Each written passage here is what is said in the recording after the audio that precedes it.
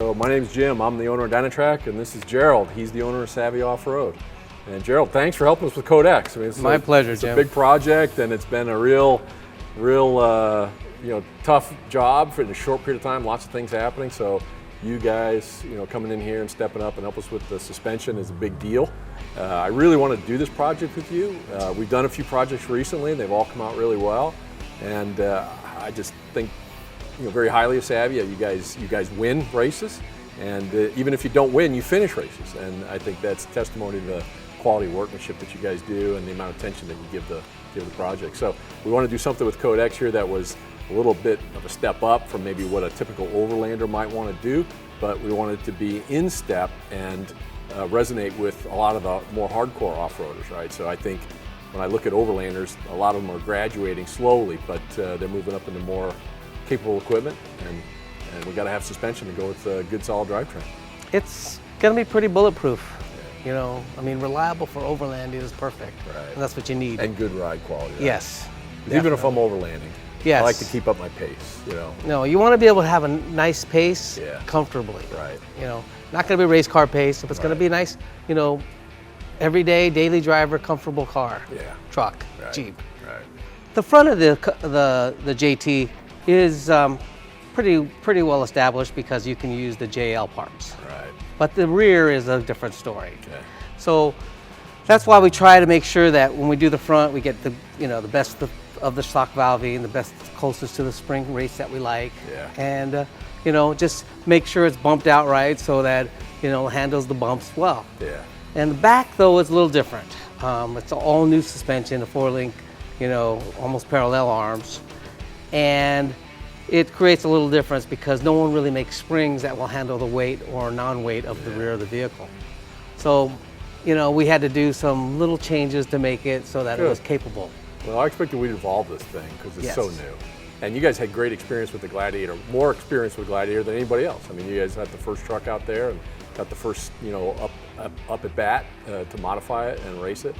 And I'm sure you've learned a lot just from that experience. Quite a bit.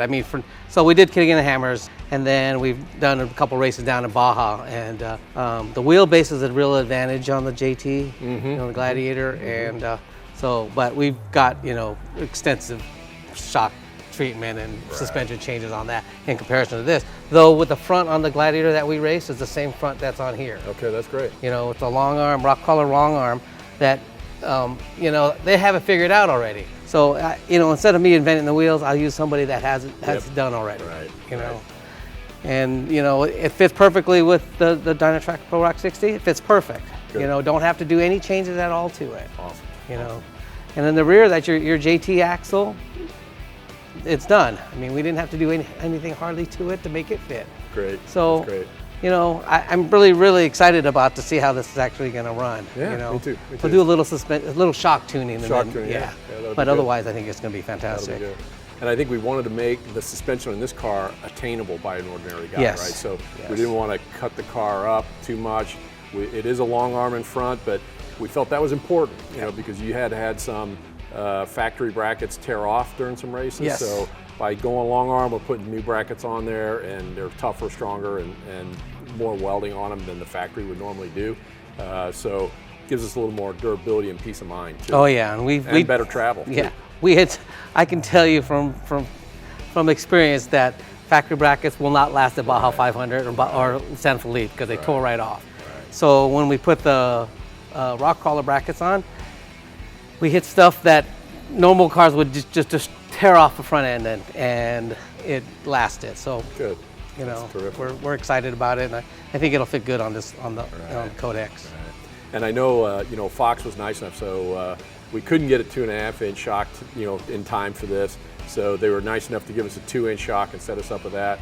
And we thought that might be a better fit, but now you think the 2.5 really will be a good fit. So once we get those, we can graduate to 2.5s in the back. Yeah, the 2.5 will give us a little more valving options and spring options. Okay, good. So that we can fine tune it even better. That's good. The cool thing was that by putting that 2-inch coilovers on, we're able to set the suspension up. That's a 10-inch travel shock. You're right. But the rear wheel travel is 12 inches. So it makes it so that you get really good Right. wheel travel. Right. You know. That's more than double stock, right? Yeah, So exactly. that's awesome. So it's going to work well. That's you great. know, That's in off-road off-camber situations and a little rock climbing, the rock crawling that you have, that you can do. Yeah. You know. But it looks good with the 40s though. Yeah, it does. It looks good with Yeah. the 40s. Yeah, so we did the small tire thing for the Overland Expo because when you show up there with 40s, you're kind of out of place. But more and more guys are getting into the bigger tire stuff over there too. So. Cool. But obviously, our everyday customers that you and I are used to talking to, 40s and even bigger if they can. So there you Right. go. Right. All right, man, I'm pretty jazzed. So we got Yeah, to hit some sand, right? Hit some I'm dirt, excited. hit some I want to rock. see it go. Yeah, me you know.